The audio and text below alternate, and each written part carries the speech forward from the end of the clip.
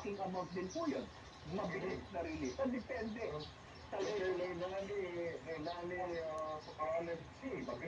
din po yun. Ito yung nagtatagal, yung kay Grace Castor at saka itong kay Rosemary Pilor sa Atty.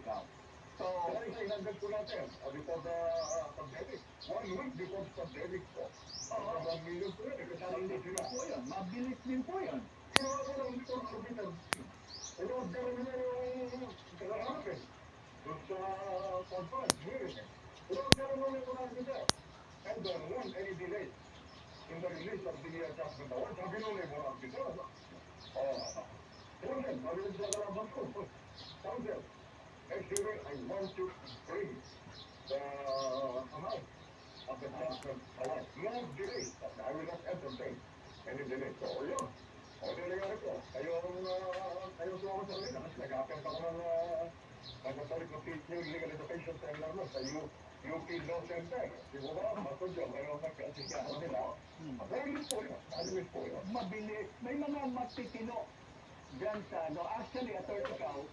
After na, halimbawa, itong delay na matagal-tagal, kasi 1 year na, less than a year na, may iniisip akong move na kung sa level ng labor arbiter talagang inuupuan, so tinitingnan natin yung possibility to meet with commissioners doon sa kanilang tanggapan.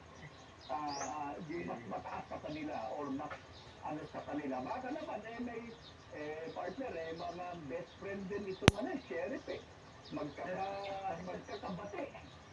Alam niyo yun, yung magkaka-best friend sila.